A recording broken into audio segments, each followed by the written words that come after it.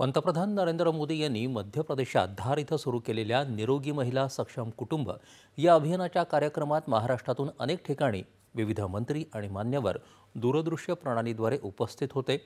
बीडमध्ये मुख्यमंत्री देवेंद्र फडणवीस यांनी पंतप्रधानांचं भाषण ऐकलं।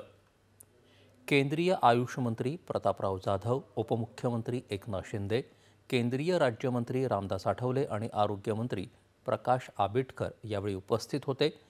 वैद्यकीय क्षेत्रात पंतप्रधानांच्या नेतृत्वाखाली सरकारनं गेल्या 10 वर्षात केलेल्या कामांची त्यांनी माहिती दिली। या अभियानात महाराष्ट्र सर्वोत्तम कामगिरी करेल असा विश्वास त्यांनी व्यक्त केला। पंतप्रधानांच्या नेतृत्वाखाली आरोग्य क्षेत्रात विशेषतः कोविड काळात भारतानं आरोग्य क्षेत्रात लक्षणीय कामगिरी केली आहे असं एकनाथ शिंदे यावेळी म्हणाले। राज्यभरात 75 आरोग्य शिबिरं आयोजित केली जातील असं त्यांनी सांगितलं।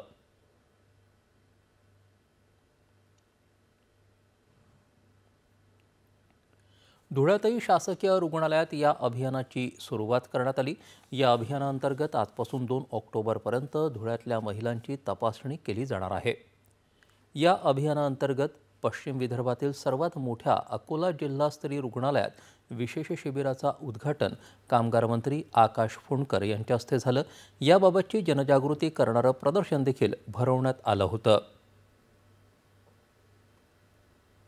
निरोगी नारी सशक्त कुटुंब अभियानामुळे महिलांना त्यांच्या आरोग्याची काळजी घेण्याविषयी प्रोत्साहन मिळेल आणि गंभीर आजारांचे लवकर निदान होऊन योग्य वेळी उपचार सुरू करायला मदत होईल असं खासदार धनंजय महाडिक यांनी आज कोल्हापुरात या अभियानाचं उद्घाटन करताना सांगितलं।